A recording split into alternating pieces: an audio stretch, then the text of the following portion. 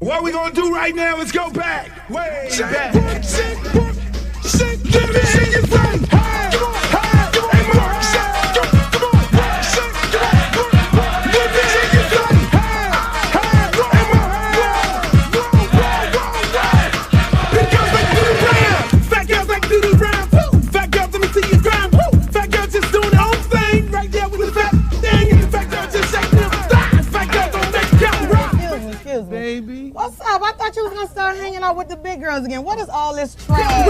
But like fat girl, hit the ground, hit it up, and you hear that sound. Fat girl just looking so sweet. Fat girl don't make it eat.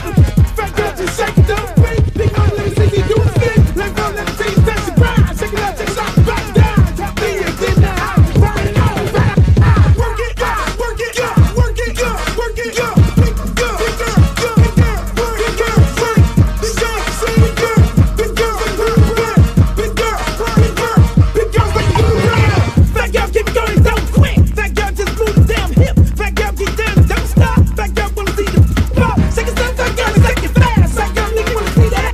Fat girl bounce like a pro. Fat girl go go what you know. Fat girl shake till you rip through what? On the web that's hard part two. Looks in the house, y'all know the game. Fat girl don't have no shit. Shake that up, bounce to the beat. Fat girl shake it, jiggle like me. St. Louis, back to the top. Like I like to do the ride. Work it, work it, work it, big girl, big girl, big girl, big girl, big girl, big girl, big girl, big girl, big girl, big girl, big girl, like do the ride. Hey, hey, hey, mo hey. Let me hear you say, hey, hey, hey, mo hey. Big girls like to do the ride. Shake, work, work, shake, work, shake, work, shake, work, shake, shake, work, shake, shake, work, shake, work, shake, work, shake, to the ground, to the ground, to the ground, to the ground. Now sick of this. Now I want to show y'all a real show with the big girls. Oh, fat girl, part 3. Can't hang with 106 beat. Fat girl know that happen, don't quit. Fat girl run like you own it. Put your hands on your hips and grip it.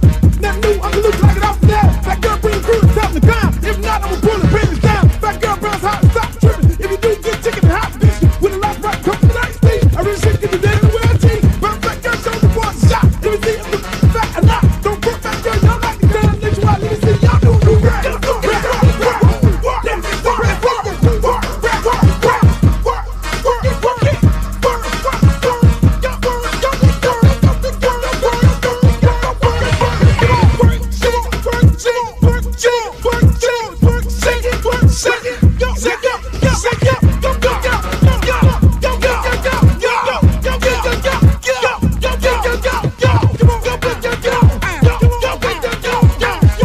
I'm serious. Where you are? Not ever.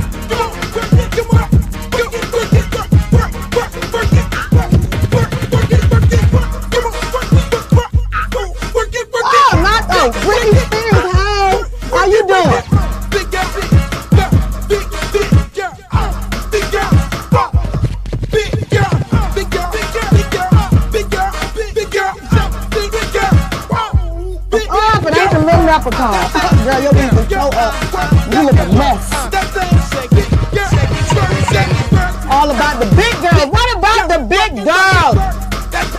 Big girl, work it, work it, work. Big girl, work it, work it, work. Big girl, you done suck all the fat off your ass. Chain, chain, chain, chain of fool.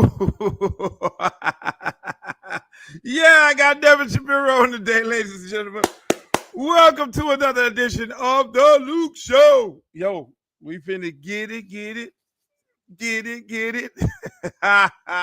Yo, hey, look, man. Every time I see that video, I love it. I freaking love that video. I love the big girls video. As long as I'm doing podcasts, I'm gonna play that video. That's gonna be the intro of my show every time, because I don't think people show the big girls enough love. I really don't. I just don't think people show the big girls enough love. I mean, you got the big girls running around. Half of y'all love big girls. You know you need the big girls in the wintertime. You know you need the big girls to cook that food for you, that good meal. You need the big girls to get breastfed. You know you need all that. You need the big girls for everything. Let me get my glasses right. You need the big girls for everything. So stop playing like y'all don't like the big girls. You know you like the big girls. Jesus Christ. I'm gonna show that video until y'all start liking it. I mean, you saw all them big girls are beautiful. Big boned, beautiful, voluptuous, big girls. Even though I've never had a big girl in my life. One day I'm gonna try one. But I'm just scared that once I go big, I can't go back. You know, because I like them little skinny Coca-Cola bottle looking ones. Is there a Coca-Cola bottle here? I'm in my little set here that I created outside the garage with all the nostalgia, all the different things. You see Lenny Harris back there, my Cowboys, Liberty City Optimist Warriors right there. You see the drink over there. You see some awards. You see Warren Sapp up there, his game ball, Mark Caesar. I just got a lot of stuff right up in here. But ladies and gentlemen, this is going to be an epic show today, as we always have these epic shows. Today, I'm going to be interviewing the one and only Nevin Shapiro. Is my glasses crooked? Is they crooked? I feel like they're crooked. I'm going to be interviewing the one and only Nevin Shapiro today, ladies and gentlemen. It's going to be an epic show. I want to remind everybody, make sure you like, share, and subscribe right here on my YouTube channel. We're live. Like, share, and subscribe on the YouTube channel, Uncle Luke TV, Uncle Luke TV. If you want to comment or anything like that, go to my or you want to ask a question throughout the broadcast, go to my YouTube and log on to there. Like, share, and subscribe, Uncle Luke TV. And I'll see all those comments come up on the YouTube page. We're also on Facebook, and we're also live on Twitter. On my Facebook page, my fan page, we're over there with all the good old folks over there. Uncle Luke fan page, and then we're on Twitter, Uncle Luke Real One. We're over there as well. We're gonna have a great show today, ladies and gentlemen. We do the show every Monday, Wednesday, and Friday at 12 noon. Monday, Wednesday, and Friday at 12 noon, and we do rebroadcasts of the show throughout the week and throughout the day. The rebroadcasts will go back on tonight at 6 p.m. So make sure y'all tune in for that each and every day. This is going to be epic. This is going to be epic. A lot of people didn't want me to do this interview. I'm gonna just keep it 100. A lot of people didn't want me to do this interview. Most people said, "Hey, look, man." Most people said, "Why are you doing this interview? Why are you interviewing Nevin Shapiro?" And I said, "Didn't Walter Cronkite sit down with Minister Farrakhan?" There are interviews that you have to do.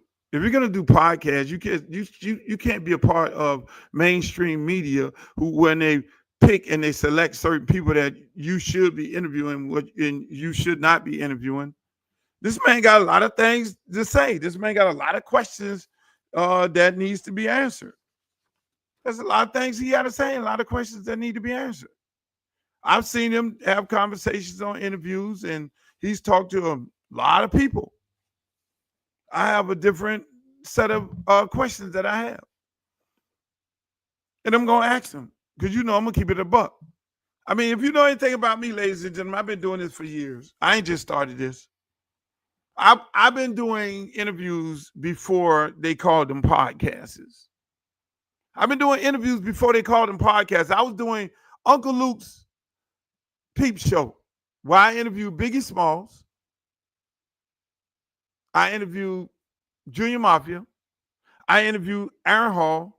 I interviewed, you name it. These glasses are bothering with me here. Man, fuck these glasses. I interviewed everybody.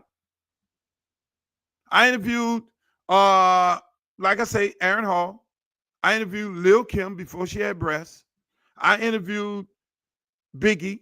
I interviewed Tupac. I interviewed Suge Knight. I've been doing this forever. So, I mean, I know most of y'all think these type of interviews started off with Club Shay Shay, but not necessarily. It started off with me doing a peep show. I did the peep show on Action Pay-Per-View. If you don't remember it, I'm going to put up a website where you can go and see all the Uncle Luke peep shows that you miss. And then we segued into the freak shows, where I interviewed a numerous amount of people, where we had sit-down interviews and we talked about. My first show that I interviewed was the original Ghetto Boys, the whole entire group. I did all that. So I've been doing this. And my thing is, listen, man, it's about interviewing everybody. I'm not a part of mainstream media. Mainstream media has a tendency of censoring certain people. They only interview certain people. It's like me. I fit in that typecast of individuals that you don't want to interview, you don't want to put on your platform. So I understand it. So I don't give a fuck. Nobody pays my bills.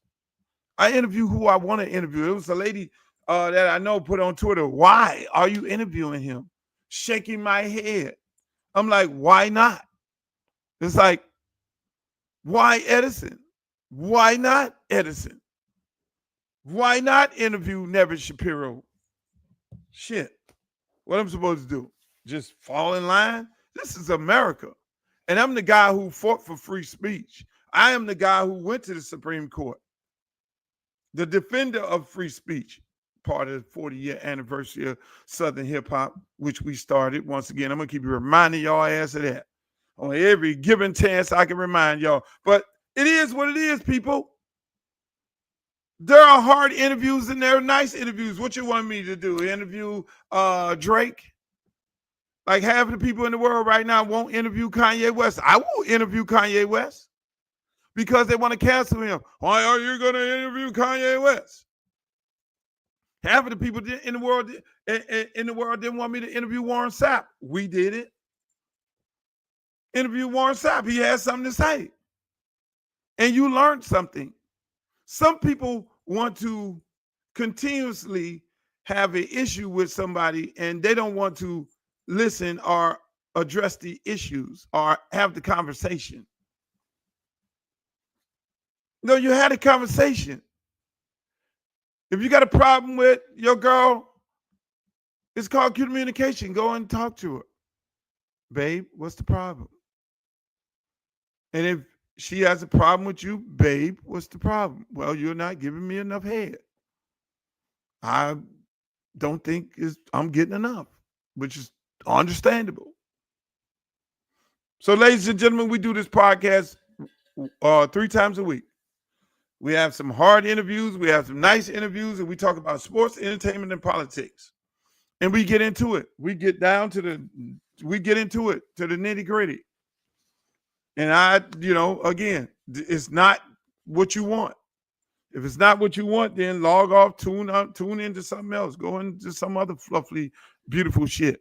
But I'm gonna keep it 1,000. I'm gonna keep it $1, whether you like it or not. So we're gonna do this Nevin Shapiro interview at 12:30. He's gonna be on. That's what. So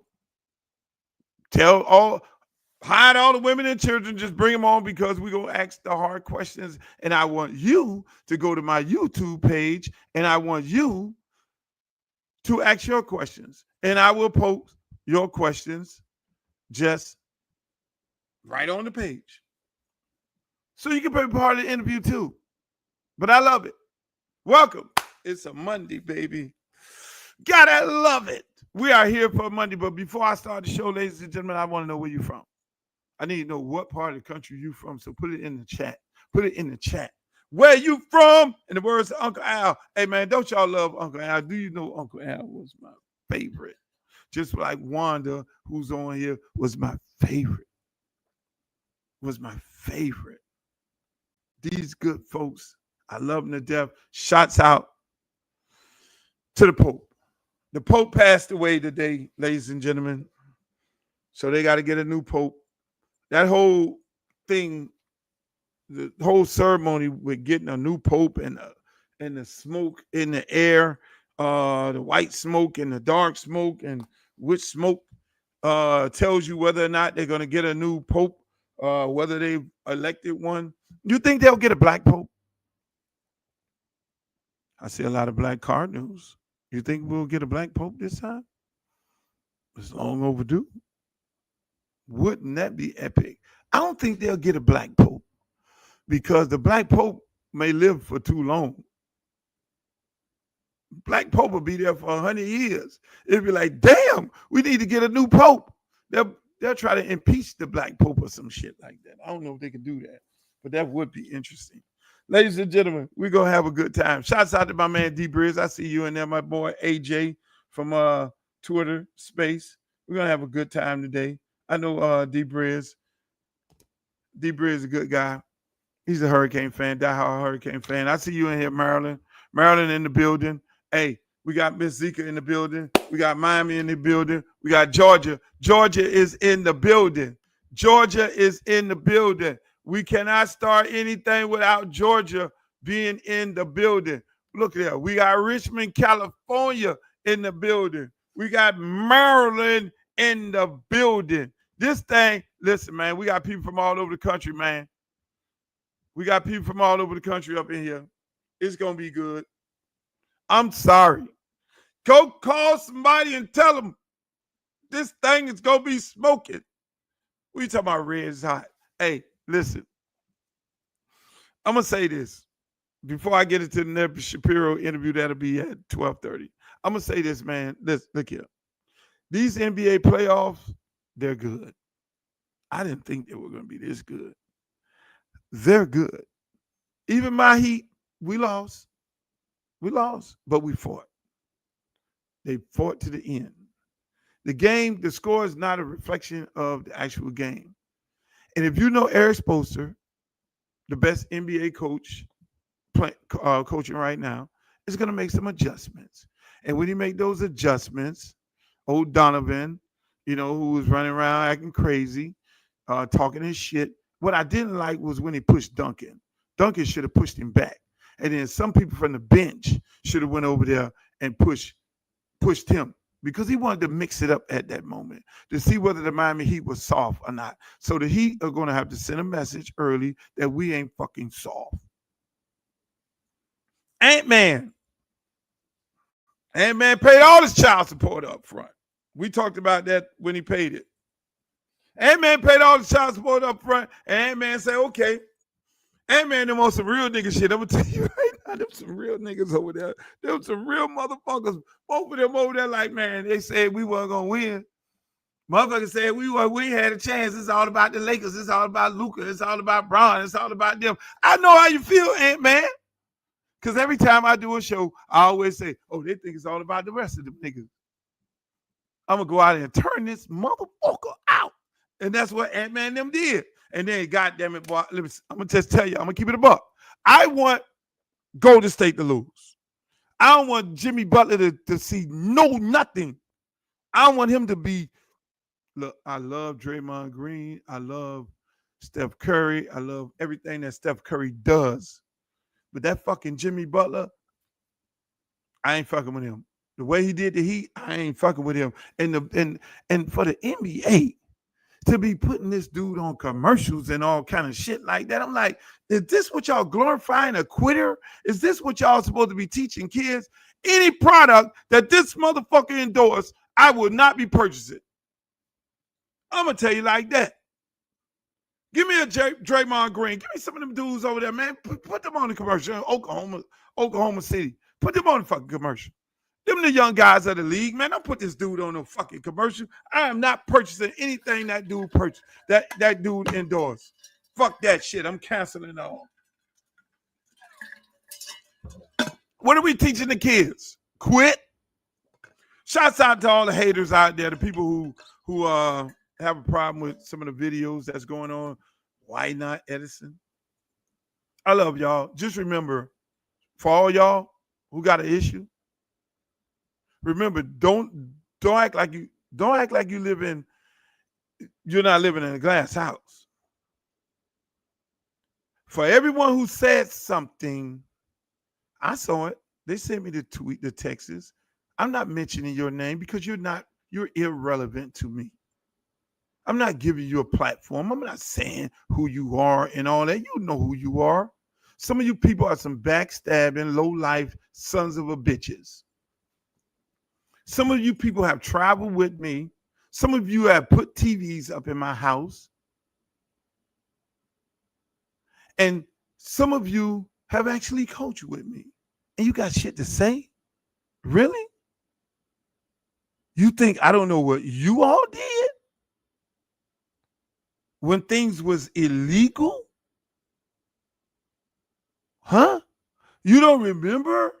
You don't remember driving people here and driving people there?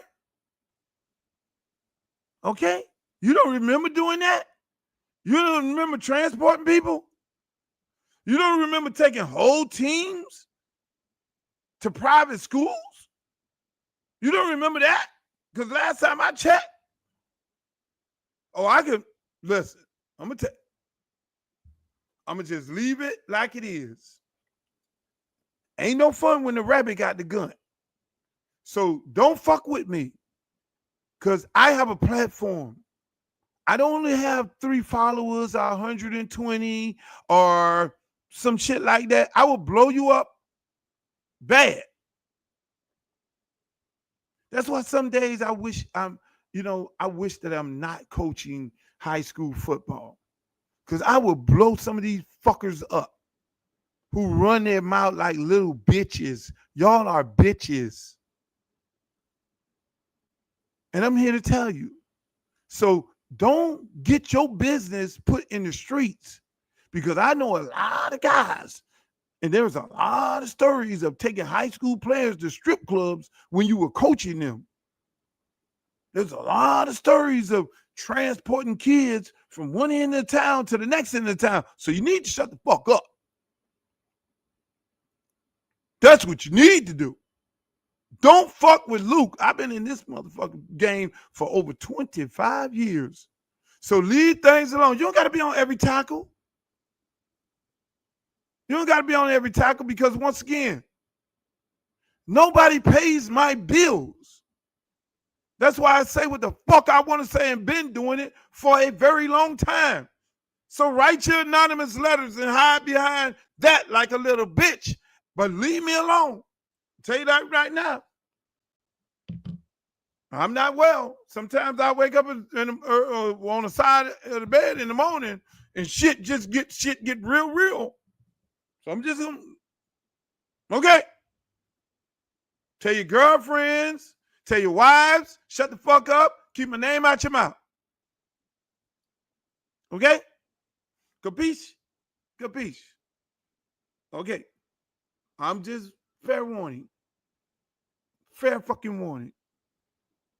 Local fucking haters. That's why I love when I do these concerts like at Jazz in the Gardens and at the arena with Usher and shit. And all the people love it. Oh, we love you, Uncle Luke.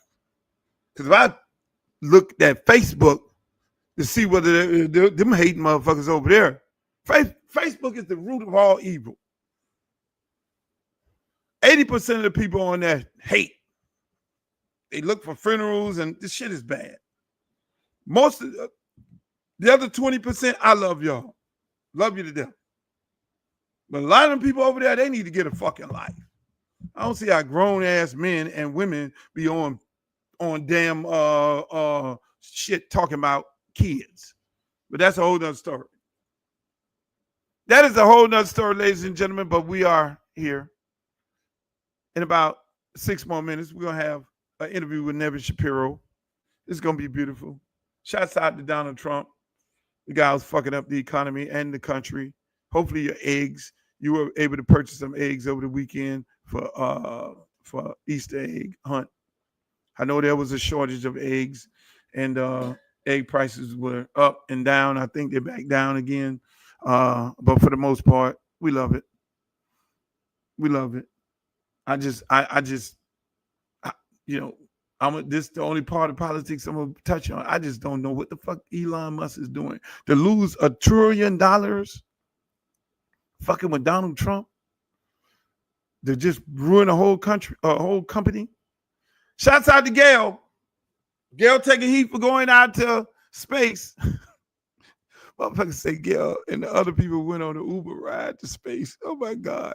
Why y'all fucking with Gail? Gail told y'all she was going to space. And what did you fuckers do? Gail told y'all she was going to space before she went to space now. Y'all should have jumped on her then, and maybe she'd have changed her mind from going to space. Maybe she would have changed her mind from going to space. But y'all fucking with Gail. Shouts out to my man Martin. How you doing, Martin? Boy, they don't know. I've been in this sports business for a long time. Hey, Martin, I don't say things because I'm so humble.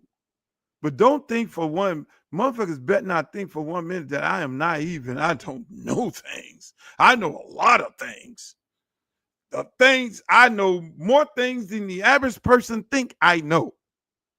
I can fucking have a whole goddamn documentary on shit that I know around here about sports and tell from my side of the story, because a lot of people have a tendency of telling their side of the story, but I can tell some shit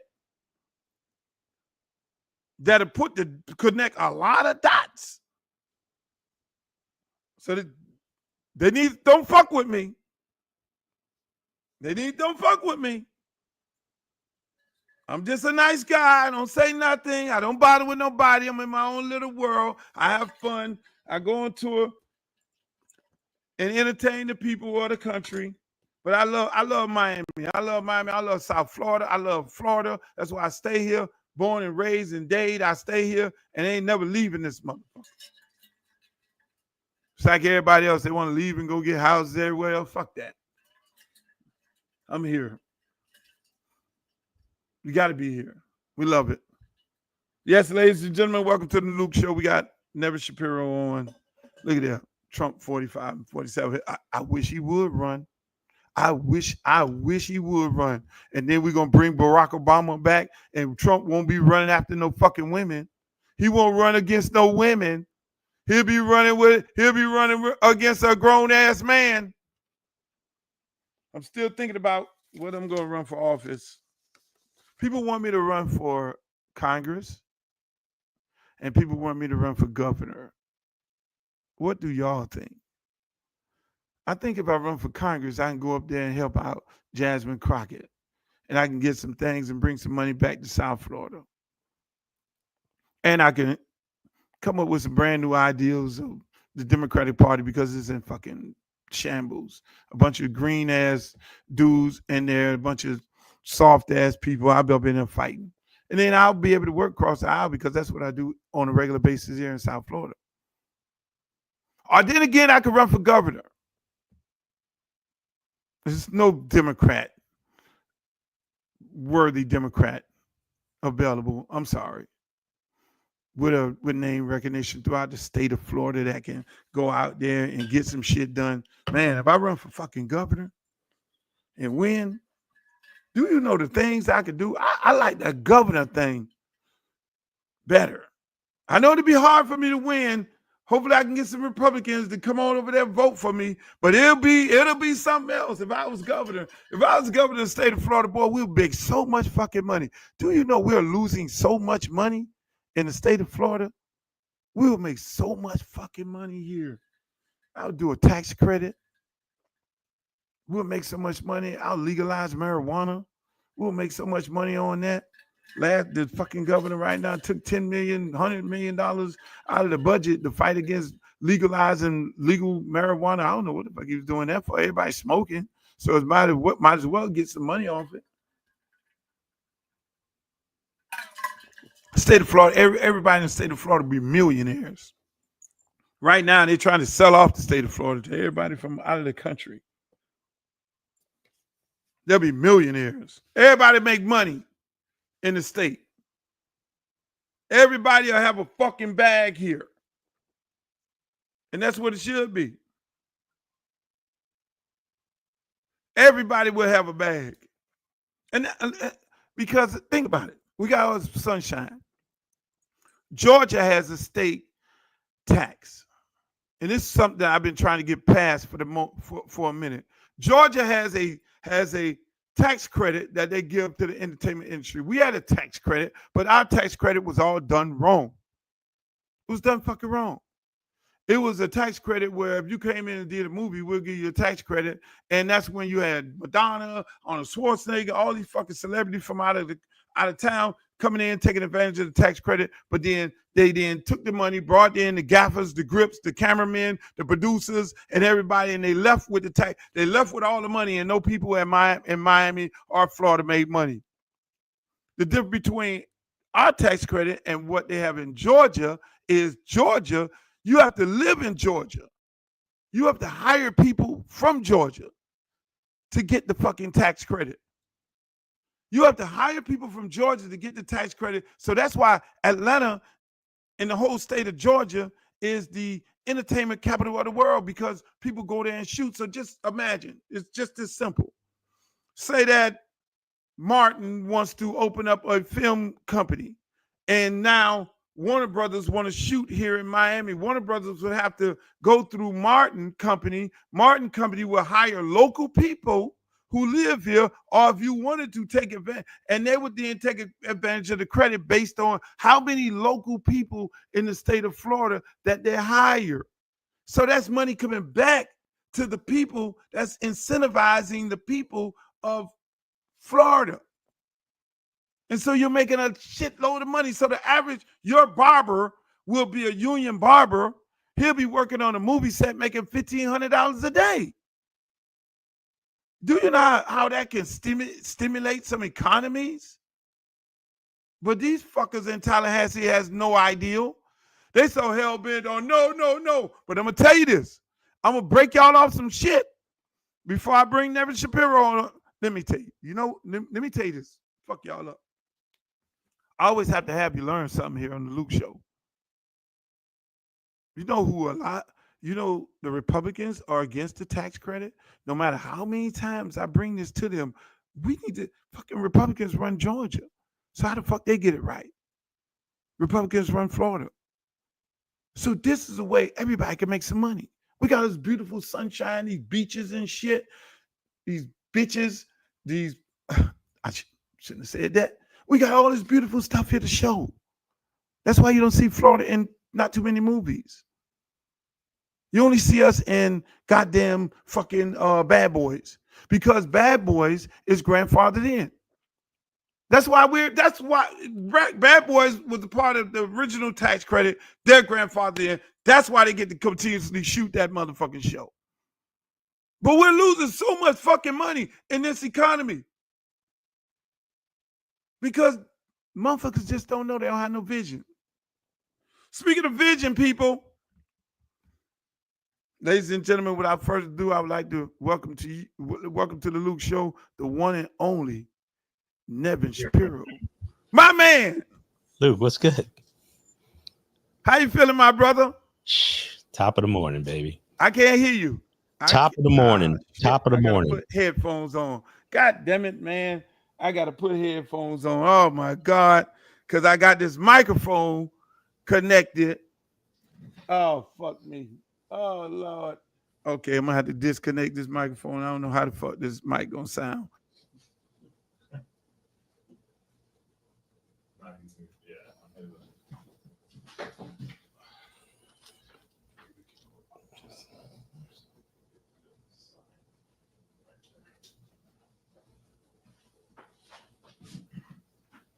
No, you can't hear him. You can't hear him. Talk for me one more time. Testing 1, 2.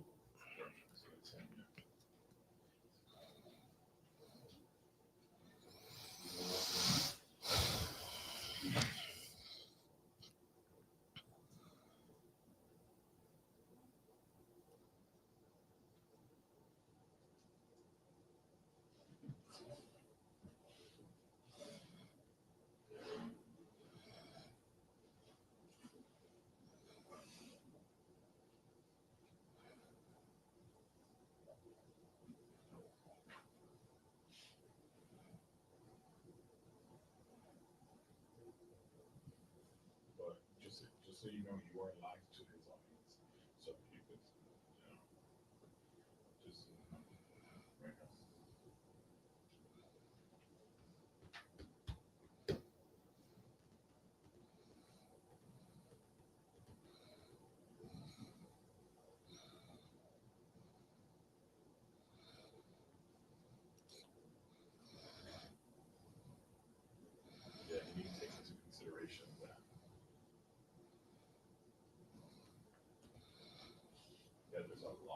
chatting. I bet. All the people on the chat. They're from his YouTube. And he's live on Facebook. No, tell him you can't hear him. You can see him, right? Just say, yeah. Just say you can't hear him. I can't hear you. Talk to his fans, be like, can you guys hear me? Do you guys hear me? Sure. Yeah, he's live on X, YouTube, and Facebook.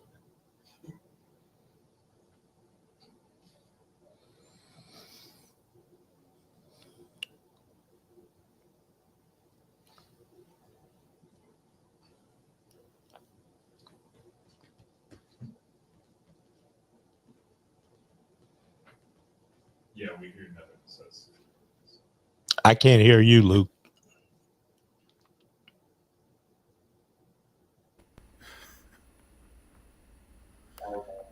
Hey, we're gonna do this goddamn interview, regardless of how they feel. All right, here we go. Here we go. Here we go. Can you hear me now? I got you. Oh, here we go. That's what I'm talking about. My man Nevin Shapiro. They tried to stop us, Nevin. Yeah, you know that. Come on, you know what it is. They tried. Hey man, welcome to the show, man. How you feeling, man? Awesome. That's Top of the moment, baby. Ready to put 62nd Street on the map. You know what I mean? Hey, 6'2", 1, 2, 3, 6'2", baby. Hey, hey, ladies and gentlemen, sorry for the difficulties. Listen, the world is waiting for this interview right here, so it had to have a glitch. It had to be a glitch at the beginning, but this shit gonna happen. How you feeling, my brother? How you feeling? I feel great, man. Life's amazing.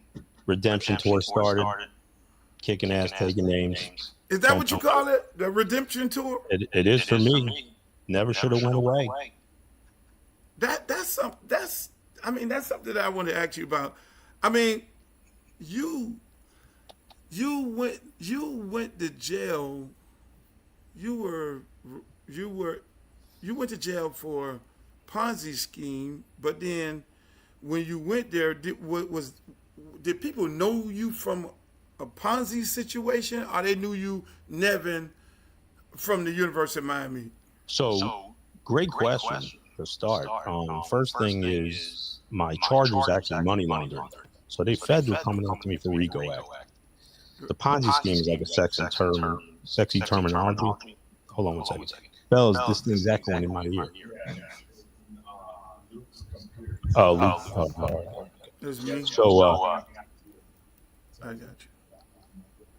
Luke, back up your mic just like a little bit. I think that's where the echo is coming from. You got me? Let me see.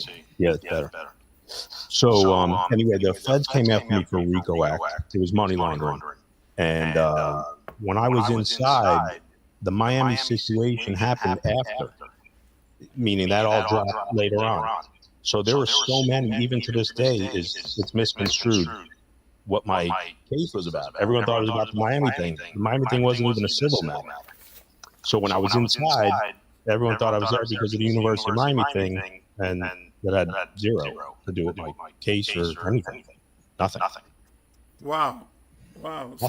So you were more famous for the Miami case when you went inside. 100%. Yeah, because they just knew you from. 100%. How the guys take it? I mean, I'm pretty sure you had some fucking UM fans in there. Yeah, and they were sitting there like, "Hey, Nevin, you a fucking rat. Why are you ratting out University of Miami? What the fuck are you doing?" The irony of that whole situation is I got 20 years. I pled for 10. So I'm everything but a rat. I'm the complete opposite of the spectrum. So when I was in there, certain guys would make their commentary. A lot of the dudes knew me, though. And over time, it just, people understood what it really was. But your perception is accurate. Guys are like, yo, you're this, you're that, but it was your paperwork. When you're inside, Luke, your paperwork you can't hide it. Right. You can't hide it. And when guys looked at my case, and so my case was out of Newark, New Jersey. These dudes did a thorough search before they're going to take me in as one of their own. You understand? Like, I'm a Miami guy, but like my case was out of Jersey. So these dudes were like, yo, before we can even stamp you, we got to go through all. Man, I would have got my face fucking punched in all over the yard, man. That's what. Listen, that's what the average person thought. It was like fucking Nevin Shapiro. They Yeah, call him the fucking you can rat. say He what it going is, man. I inside know what it is. And the dudes, listen, man, the University of Miami took my statue down or my plaque. The guys I kept out, they built a museum for me. For not talking. What the fuck you talking? What are we talking about, man? It's comical. But, That is amazing, man. I remember the first time I met you. I mean, I met you through the trainer at the University of Miami, Pee Wee. He introduced me to you many years ago. I went to your suite. That's where we took the infamous picture, where everybody always talks about. Went to your house one time. Beautiful house with the fucking big yacht. Beautiful women around. You had this fine ass. What was that? Your wife or your girlfriend at the time? And then you had. Then you had. Then you had an Asian young lady, Geechee, who I stayed friends with. Remember Geechee? Geechee, yeah, that was Mayweather. She ended up rolling with Mayweather. God bless her soul. She passed away. I always, you might not know it, me and Geechee became friends forever. Every time I saw her, we shared pleasantries. When she was working with Mayweather and everything like that, and it was some beautiful times. I mean, you at that time, you were on top of the world. Yeah.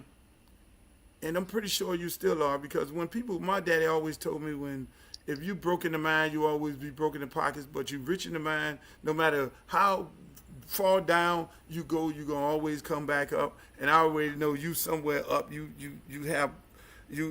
that kind of guy. I mean, take me through the first day you went in and you got locked up. Like the first day when you went in, you was like, "This is all some bullshit." I'm in this motherfucker. I mean, what was the feeling on that first day? I'm gonna tell you something that's incredible. Today's the anniversary of when I surrendered. April 21st, 2010. Get the fuck out of here. Yeah. About 15 years ago this minute, I was bending over and coughing. Yeah. Don't bend over in the jailhouse. Yeah. They did. That was for R&D. I was gonna ask you about that later on. Did you ever drop the soap? And No soap dropping, man. But it was a shot caller, not getting called shots. But anyway, when I surrendered, it was a very surreal moment. Very few people knew. My girlfriend was with me and my parents, and I thought I was leaving for dinner, and they said, "This guy's got $2 to $3 billion hidden offshore." And I looked at the prosecutor like, "What the fuck are you talking about? What?" I never saw the light of day, Lou. Wow. Never saw the light of day. They weren't letting me go. That's amazing. I mean, did any of, and I know you're gonna have a book, a movie, or something coming out of that. Not just a movie. Did any of this, huh? The biggest when it comes out. Listen, I already know. Wolf of Wall Street is on Smurf time. I already know. Did any of this? Did any of them prosecuting you have anything to do with? Well, you said you went in after the University of Miami. You said you went I went in before. No, the University of Miami story came out like 2 years later. And I'd seen some of the comments on the side, like, why I was trying, like some guy knew. No one knows shit, dude. Let me just say, there's 20, 25 guys, people in this world that really know what took place in my case. Anyone who thinks they know, who's Craig Curry? Who's Craig Curry? Right. The guy that robbed my lenders. There's not one person on your list that knows who that is. But anyway, that's coming for another thing. The Miami situation happened after I was already sentenced and taking my pill. Right. Now so when now you're in, and I'm pretty sure you helped out so many players. I mean, talk about your love for helping these guys out and why you helped them out, and some of the guys who turned on you and some of the guys who stood by you? Yeah. Well, I've had a chance to look back.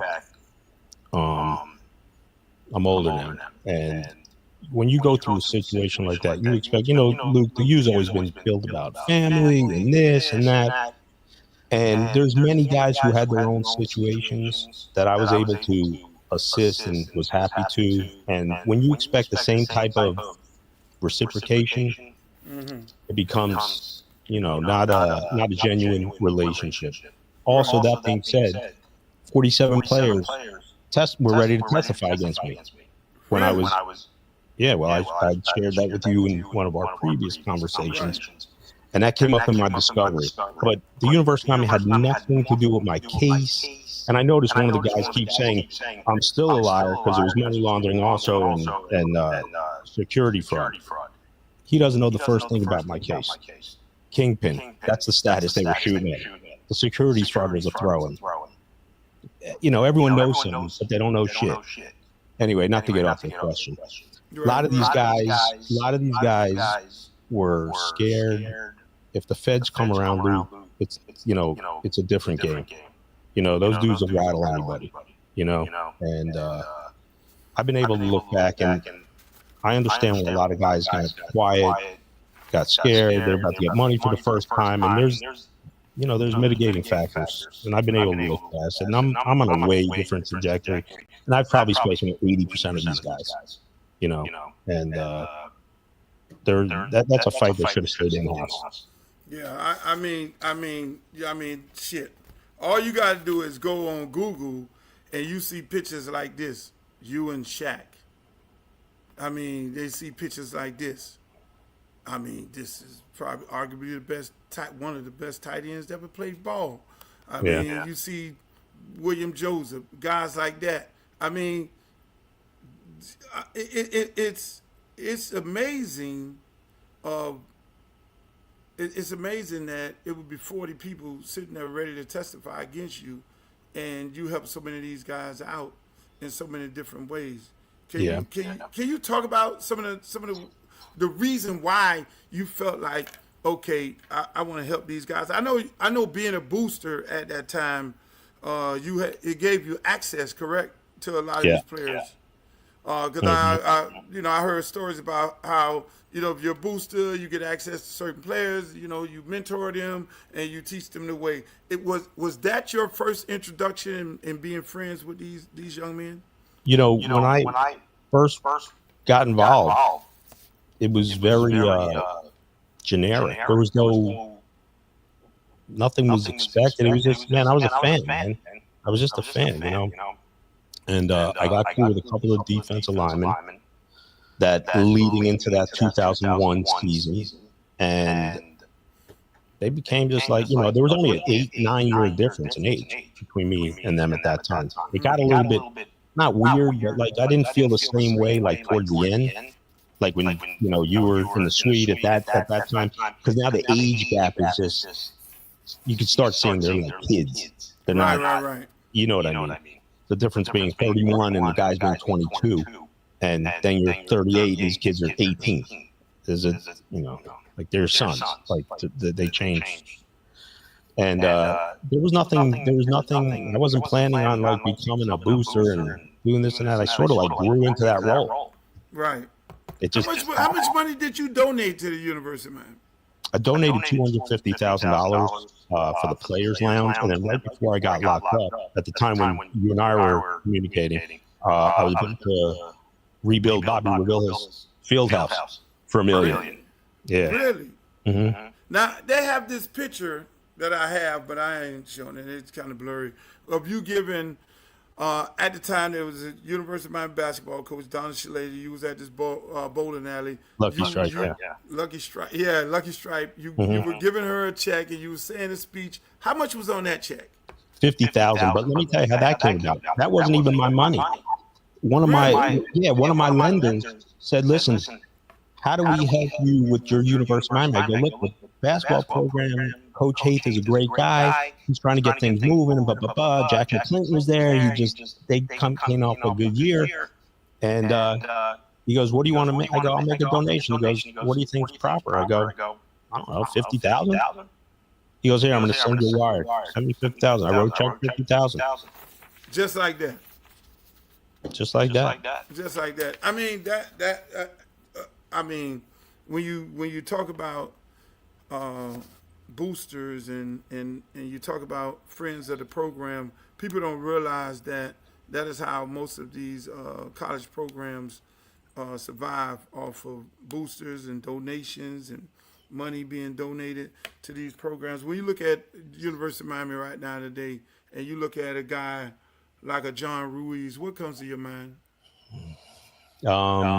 Is he taking a play out of the Nevin Shapiro playbook? Genuine guy, trying to help out the program and putting money into the program. I mean, how do you view when I noticed his well, now with the NIL, it's changed everything. It's just changed everything, man. This isn't even a real landscape. It's it is. We've spoken about it, right? And so I don't know John Ruiz personally, and I don't know what his angle is. I just know that when I saw a lot of the things he was doing, I just said, where there's smoke, there's fire. And when you become like this, your company goes public, and then in a short period of time, it's worth nothing. That's a bad sign. And I knew that this was not going to be for the long run with his ties to the University of Miami. And I don't know anything he's doing or legal. I reserve time. I ask you that because it seems like, Nevin Shapiro, the big guy, supporter, the booster of the University of Miami. This is how they doing. They're doing it big. Nevin knows all these coaches. He knows all these people. He's so dialed in. And then the government comes after Nevin.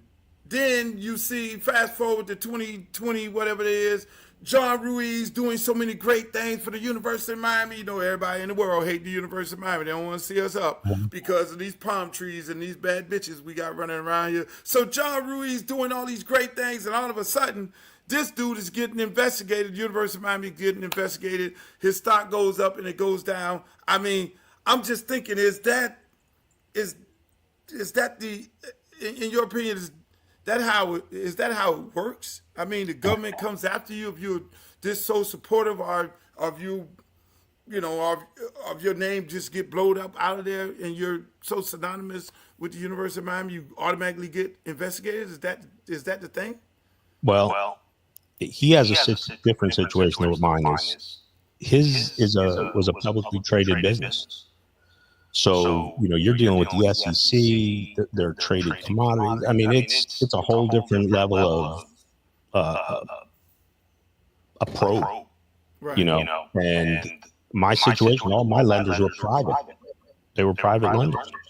And, and I'm just telling you one thing, Luke, like some of the commentary on this guy, when we get off, I'm gonna have you bring him in, and by the time he gets done reading my stuff, he's going to apologize of how stupid he sounds right now. He doesn't even know what he's saying. That's how he's on Mars, and I'm like on another planet as far as what his information. People don't know what it is, and if you follow the public narrative, you're going to believe it. I look like the biggest piece of shit, scumbag, liar, or whatever of all time. I even Googled myself, and I'm like, ugh, this guy's a fucking animal, and it's me. Right. They'll tell you, man. I mean, that's what it is. That's what they do to you. So let me ask you, going back to this ratting on University of Miami, why would people say you ratted on the University of Miami? Because the whole investigation started, but really how it triggered, and this guy's like, well, you were speaking about doing a book. My attorney at that time, her big mouth goes and says something to Barry Jackson from the Herald, we know, right? Barry Jackson. Yeah. And next thing you know, it's a public situation, and now I got to defend myself. And that's how that really triggered it. That's what really triggered it. We were on a phone call, and it's just a longer story. I don't want to bore your listeners, Right. but that's where that started. And speaking of the lawyer lady, Yeah. for transparency to bring Yeah. this out, because that is where me and your beef came because we had a little. Well, it wasn't to me. It wasn't big, but Whatever it is. yeah, it's all in the past. Me and you cool, but and this is my side of the story. I would love to hear your side of the story because I never asked you about this. My side of the story was okay. This guy who's being portrayed as the Ponzi scheme guy, and the news is, and they saying that he's the rat and all these things, and then it comes up he says he's Little Luke, and I'm sitting up there like, hold the fuck on, Little Luke, I ain't do half of this shit. I don't know, and then I'm like, I know Nevin, I don't see him to be that kind of person, and so I then go and do a defamation suit, which I later on got rid of. Say, okay, he's defaming me, my character, and all this right here. The lawyer lady gets the suit so people know, because most people don't know this story because I never told it until we get on. So I go say, okay, defamation of character. Hey, look, I don't want to be associated with none of this. I've already been called everything but the child of God already when it comes to the University of Miami. They think I did some shit way before this shit, and which never happened. And you're 1-0 against the Supreme Court. And I'm 1-0 against the Supreme Court. I'm 1-0. Hey, I'm 1-0 against the NCAA when they rode up to my motherfucking house. See, I did it better than you. When the NCAA rode up to my fucking house and they brought them investigators, I had all butt naked women in there. Wait till that story get told. I say, fuck that. Y'all want to come meet with me? Come to my condo. Trick Daddy is in the back. I got butt naked women running around, and everybody naked inside the house. I said, and they were like, can you tell these people to put their clothes on? I'm like, no, motherfuckers, you want to interview me. And I don't have to interview. So going back to the story. I wasn't far away. Oh, you did some shit like that when they came to see you? I think when they came to see you, I wasn't far away. Okay, see what I'm saying? So, I mean, going back to the story, I said, hey, look, this guy, let me sue this guy. But then here's the thing that people don't know, right, was that lady lawyer then went with the NCAA. This is how Miami really got off of this shit, because we had already started taking scholarships, not going to bowl games. People don't know this. That same lady, lawyer of yours, took the lawsuit. Her and the NCAA went and they started taking depositions because they can't take a deposition of a player. They don't have to speak to them about any alleged allegations of wrongdoing at the university. They took that fucking deposition without my lawyer present. My lawyer found out that she took a deposition with the NCAA, deposing all these former players, and we then told the University of Miami.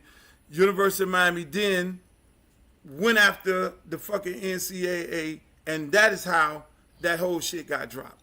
Let me tell you where I was at that time. I was in solitary confinement. Wow. 6 months. What you do? You punch somebody in the face? How you get in solitary? No. This guy wrote an article about me, and I sent him a visit form and said some shit, and he went to the U.S. Attorney's office for, people just think I'm some. People don't know what's behind the curtain, Lou. It's the internet game. So when you heard about this story, when you heard about her going, that's why Billy Corbin couldn't talk to me. Billy hasn't talked to you? No, that's why he couldn't talk to me when he was doing his story with Dirty. I was in solitary confinement. Unbelievable. I had no phone, no nothing for a year.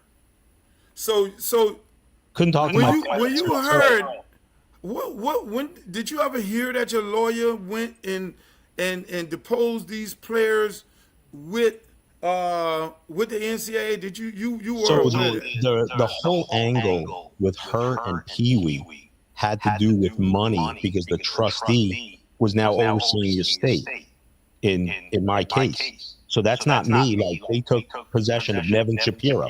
They took, and my company, Capital Investments. So they were trying to claw back everybody. It's called clawback money when you get put into involuntary bankruptcy. Like, it went through Madoff situation. That's what they do. This guy Scott Rossman, they claw back money. So that's where that came from. That's what they were trying to claw back every dollar they could. So there was a lot of money behind the Pee Wee situation and my former partner, Michael Hugh, and that's where that was born out of. Right there. Wow. Mhm. That's crazy. I mean, Yeah. Pee Wee, where's Pee Wee now? Is he still your friend? Come on. Come on. I gotta get a laugh out of this shit. That's the rat. Oh man! So he obviously he testified against you. Wow, Man, what the fuck? I can tell you stories. Yeah, I already know this. Look, real quick. I'm at sentencing, and I'm trying to be like, oh, I'm a great guy, and this and that. And the prosecutor says to the judge, this is how great of a guy he is. Read this letter that he just sent to this guy. And they're reading in court, you fucking pussy motherfucker, you little rat cunt, blah, blah, blah. And I go like this. Whoa. And I'm this in the sentencing hearing. in the middle of it, man. Yo, I just put my head down. Shit was over, man. It was over. God damn. True. That's hardcore. So I mean, let's I'm glad we got all this stuff out of the way. Yeah. Let's fast forward to right now. Yeah. I saw a clip on your podcast where the co-host Mike asked about this thing about Dennis Smith being called Little Nevin Shapiro, and you had some choice words for that. I mean, I would think that would be a glorifying thing. I would think that would be like, okay, man, somebody want to be like me. I mean, I didn't. What's your opinion of that? I don't know who this guy is. You never met Dennis? Dennis is a nice guy. He resembles you. I don't know anything about him. I just know what I've heard. And I'm hearing this from, man, you know who I'm hearing this shit from. Don't fucking face through with me, man. You know who I'm hearing this shit from. And these words are getting back to me, and I'm like, man. Whew. And, I don't know him. Honestly. I know. Yeah, that would be great. I know where the gaslighting's coming from, but I don't know this dude. What I hear, I don't think University of Miami fans would be thrilled. Oh, shit. But Dennis trying his heart out. I would love for you guys to meet one day. Maybe take both of y'all to Tootsie's or something like that, a booby trap. No. Better yet, The Office. And, that'd be classic. That'd be a classic. That'd be almost down the level of me when Tupac got out of jail and I went and interviewed him at the 665 with Suge Knight and damn Vegas. Classic. That would be fucking classic. I got no problem with the guy. I don't know him. Well, just whatever I'm being told is what I'm being told. I don't know anything about him. Anything. You think the Moss brothers are doing a good job of whatever they're doing to support the University of Miami? What's your opinion of that? Look, I think Mario was a good hire. That was my position. I was always a big Mario fan back when, even pre-FIU. And look, I just have a hard time with them going down to Syracuse the way they went down, man. That shit really bothered me bad. It just bothered me bad, man. Just stomp on the team's ass. So you didn't get bothered because of the knee a year before? You should have been. No, that was offensive. But that Syracuse is more than I could take. Going on fourth, kicking a field goal on fourth down really was something I couldn't get past. I just couldn't. You talk that tough shit. Be it. You trust that Swiss cheese defense over the best player in America, or the best quarterback in America? Yeah, you got to go down in flames like that. You were friends with Mario before. I like Mario. I don't dislike Mario. I like Mario. But I got to be honest and call it the way it needs to be called. And when I see certain things, I call it. Right. Yeah. He wins, man. He wins. I'll be leading the pack. What? Let me ask you. So, in your opinion, you like me. Mm-hmm. We saw the great times. We saw the best times. People have a tendency of thinking that we're dinosaurs and the kids are different now. Coaching is different now. I don't see it that way. And when I listen to your podcast, you don't see it that way. Why haven't the University of Miami been relevant for almost over 2 decades, in your opinion? Luke, the first, and I've had this question thrown at me so many times, and I could tell you specifically when this program crashed, and I watched it right before my eyes, and it was when we lost that last Will Ford, Vernon Carey, DJ Vilma, that 6-pick, Kellen, Sean. When we lost that was the last exodus. And I watched Larry Coker just not ascend. And Butch really left that place strapped for greatness. You know what I mean? Like really locked it. And we didn't recover. I thought we were there, like close to getting there when you and I connected, when that Northwestern 8 came in, and then Levante David should have been the 9th, Yes. right? And I thought we were there, and I really expected more from Randy as a head coach. And that's just truth be told. I thought we could get right there. And then, of course, my situation with the program, but my situation was only a couple. You can't blame me for the next 20 years. You know what I mean? Like, that's just not practical or realistic. They're coaching hours. Right. Along the way. On your podcast, you mentioned the biggest mistake that Mario's made is letting Alonzo Highsmith go. Why you feel that way? Alonzo is, and you can speak on this, probably even with more depth than me. But he has been a mainstay going back to that original era, and he became an NFL personnel guy for many, many years and has been successful doing it. He knows what greatness looks like. He knows what a great football player looks like. And more importantly, he knows what a Miami guy looks like. And you got a resource like that. Why would you not tap into that? Why would you not tap into that? He lives for this program.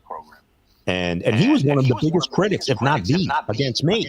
So I'm just speaking just on reality of what that guy's value is for the University of Miami.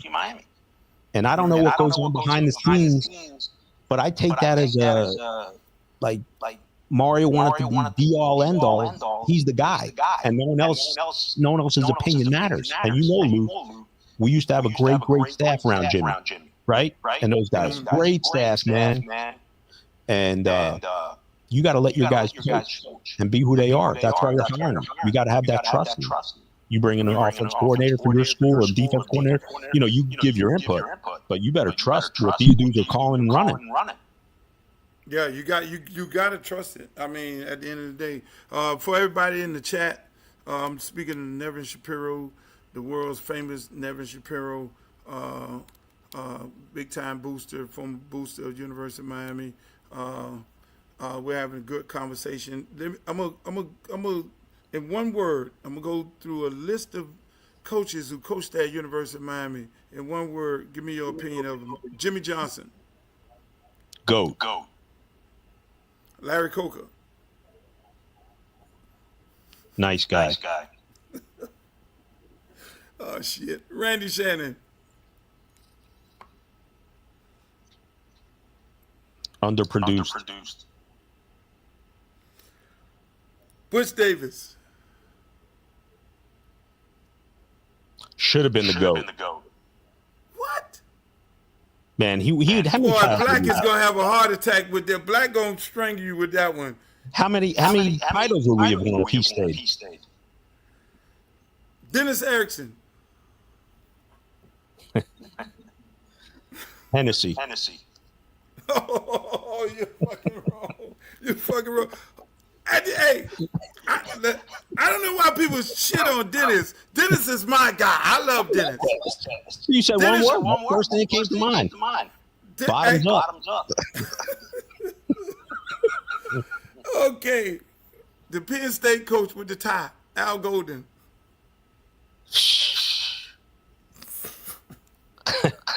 He thought he was getting a Lamborghini. He ended up with a hoopty. Manny Diaz. Hey, if I can make you laugh, I know I'm doing something. Manny Diaz. Damn. Premature hire. Premature. Who? I didn't think he was ready. I didn't think he was ready for that job. Really? Yeah, I didn't think so. If Mario don't be successful, who's on Nevin Shapiro's top 3 list? Sean McVay, Next coach. Sean 20 McVay. million. Yeah, he's got a smoking hot wife. He's made his money. He's in LA. He don't need that NFL shit. He'll come down here and rock and roll. Pete Carroll style, 2.0. 20 mil, pay him. All you got to do is take back. Wait, hold on. Take back the money you gave Carson Beck, right? Take back the 8 you gave Mario. Now you're 14. Scrape up 6 more million. You got Sean McVay. So I guess you don't like Carson Beck giving him the money. You on the same program of Lane Kiffin saying that they overpaid him. I like Carson Beck. I just don't think he was. I think they could have done some other stuff. Well, you and I both know that there's another quarterback that was wanting to come here, right? Yeah. I have quite a few quarterbacks. You're either on the inside or shit. Quite a few quarterbacks came here. Do you think they do? You let me ask you. I heard of a former coach. I ain't gonna call his name. That went out to the spring game and they asked him, "What do you think about the current coaching staff?" And he had some choice words. He said he doesn't like the current coaching staff because all these guys are young and they don't have any experience. What's your opinion of the current coaching staff at the University of Miami? The new guys that just came in, like I think you got to give them a chance. Like the defensive coordinator. I look at here's my comparison, Luke. Matt Patricia signed to go with Ohio State, former NFL head coach. Right. We hired Corey Heather.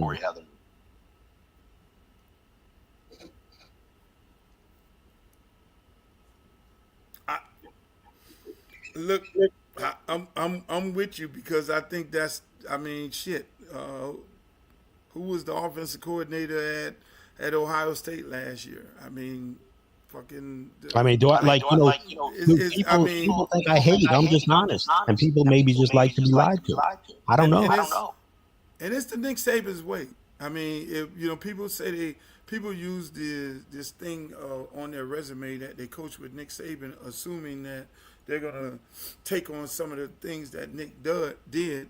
What Nick did was he hired very experienced coaches as his coordinators, Sarkisian and Lane Kiffin, and go on and on. And you can go on and on. His offense coordinators, his defense coordinators, his position coaches. And as soon as one of those guys got fired, Butch Jones, whoever, Bill O'Brien, he was right there to scoop them up and add to his personnel collection. That's what he does. That's what made that guy what he was and is. And so you would assume if you coach with him and you learn something from him, you would see how he operated and how he became so successful because it wasn't about him. It was, yes, Nick Saban, he didn't care that these other guys had this experience. He wanted these other guys. I remember real clear what confirmed it with me because I know Nick. I've had conversations with him and I always talk to him. I go up there and see him and I always brain wrestle with him because I have questions that I ask him. And I remember real clear, the running back coach from the running backs at North Carolina went over 500 yards on us. And in that game, I know the running back coach, right, who was at North Carolina at the same time. The next year, 2 of his running backs went to the NFL. The next year, he got a call that after that year was over with, he got a call from Nick Saban. Before you know it, he was on the Alabama staff because he was right then arguably the best running back coach in college football to send 2 guys to the league and get drafted and just do what they did. And I mean, that's what he did. And here's an example, Luke. Here's an example. So when I was locked up, I still monitored. I was getting my mail. I was monitoring what was going on every day. And Mario was going to take the job. I think it was with Al Golden, and then made a decision to go with Alabama and Nick Saban. Right. And I knew at that time That was an unbelievable career move for him. Right. How'd it work out? He brought dudes from South Florida. But why did Nick Saban go after him? Because he knew he'd be able to pluck kids out of this fertile ground. So he got what he needed, and Mario ended up getting great training. I mean, coaching under arguably the best of all time. Top three, right? Top three for sure. Right? And so I knew at that time that was Mario's greatest career move. I knew it. And I knew that would happen. No, I knew that would happen. You think these kids are undeveloped because when you look at it, you went through three. Mario's been there for 4 years. This will be his 4th year. You went through 3 linebacker coaches, 3 running back coaches, 2 receiver coaches, 3 defense coordinators. You're on your 2nd offensive coordinator. 2 receiver coaches, 3 defensive back coaches. How do you develop players if you're going through coaches every year and they're coming? When you coach, you look at what a guy did last year, and you look at some of the things because you know him, and you're building on this project called student athlete, professional student athlete now, and you go back the next year, and then you then work on him in the off season of getting him better from where he was last year. And you look at the quarterback room and you see that we recruited these guys and we haven't started a quarterback. We keep going to the portal getting these quarterbacks. Do you think, in your opinion, are we developing talent? Are we not? I don't think we are. And let me give you 3 examples. 3, right? And I'm not on an anti-Mario crusade. I'm just giving you some basic questions. Right, so listen. So they got this guy, Josh Gaddis, right? The offense coordinator from Michigan. He had just won the Frank Broyles Award for the top assistant in America. Correct. Did he forget that much of coaching in 1 year? First question. Charlie Strong. Hell of a defense coordinator for the Gators back when, right? He ends up becomes a head coach at Louisville, inevitably Texas. Of course, he took all of Clint Hurtt's boys, which was hard guys, and won himself a Sugar Bowl in Louisville, and then got a big contract at Texas. So we deserve a little credit for that contract. But anyway, he's a linebackers coach, and he gets bypassed for defensive coordinator. That's a second one. That's a second. Hold on. I'm just saying. But follow what I'm saying here. And then the most recent hire, the defense coordinator, where there are not other guys out there. Maybe this guy's a star in the making. Who am I to say he's named? I would hope Mario knows a lot more about him, and that's why he's bringing this guy. But how does Lance Guidry get to the U? What? Come on. What are we talking about? It's amazing, man. It's amazing. I mean, hey, if anybody got any questions for Nevin in the chat, I'm gonna ask him a few. I'm gonna ask a couple more questions. Let y'all ask him a question. Let him get out of here. We ain't gonna hold him too long. So, how do we get this program back? Do we need Nevin Shapiro back down there? Do you need to be the general manager? Can you get this shit back on track? I'm looking to be the general manager of the Bally Sharks. Out in. Come on, man. I'm on a yacht somewhere. As soon as I'm done with this paper, man. That's what I'm saying. So I mean, what's next for Nevin Shapiro? I mean, I know you're on this redemption tour. You got this fucking popular podcast. The movie's being made. The podcast started off as a joke. Like, I didn't even try to be serious about it. I'm involved in the media world. I do, I'm happy, man. I'm ready to peace. I'm just good. My story to be told. Knows what?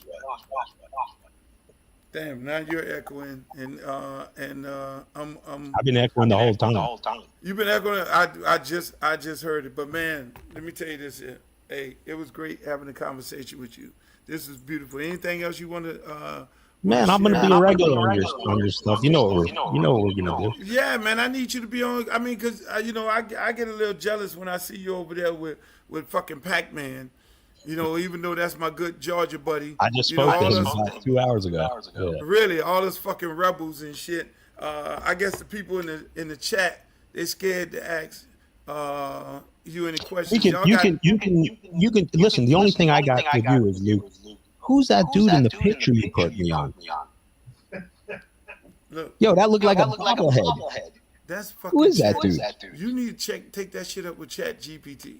Oh my God. That's how Chat GPT feels about you. Oh my God. Look, I thought they cleaned you up. You look like some kind of motherfucking What? mob boss or some Man, you shit could have like put that. Napoleon on that thing. I'd have been better served. Oh my God. Oh my God. Never you a piece of work, boy. You keep some shit going. Hey man, hey, it was a beautiful time having a conversation with you, man. Yeah, Thank we'll you. do it again, man. Let's do it again. Thank you, Yeah, man, yeah, for we coming will. on. We're This going to is load great. up 62nd Street, man. You know what it is. Hell yeah. Okay, my man, Nevin Shapiro, ladies and gentlemen. We had a good time with Nevin, boy. That was a great interview. Hey, look. This is what we're going to do, people. We're going to have the best interviews that you could ever imagine. I see y'all bitched up. Y'all didn't want to ask the main questions in the chat, but that's all good. Hopefully I asked all the questions. But that was a great fucking interview. Make sure y'all check out his podcast. Nevin and Mike podcast. They do it big, and it's a great show.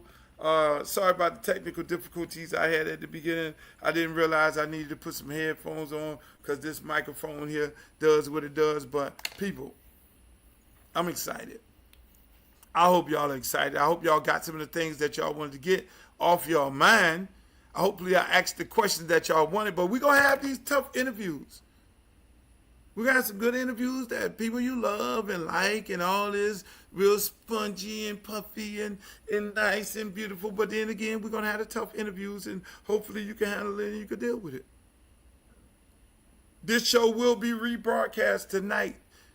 It will be rebroadcast again 3 times a day. It'll be rebroadcast at 5 o'clock p.m. and then it will be rebroadcast again at 10 o'clock tonight.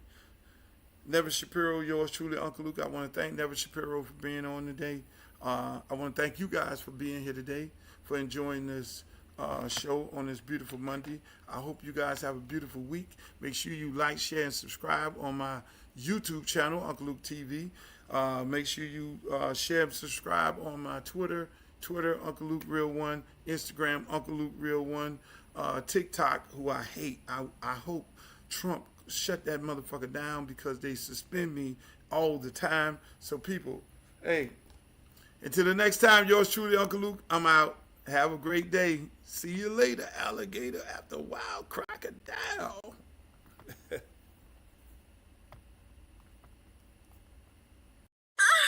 Make the booty go, make the booty go, make the booty go, make the booty go, make the booty go, make the booty go, pop, pop, make the booty go, pop, pop. I need some bad girls. I'm gonna let y'all hear my new song. I need some bad girls. Come on, baby. Come on, right here. You and you. Come on with that, your fine ass.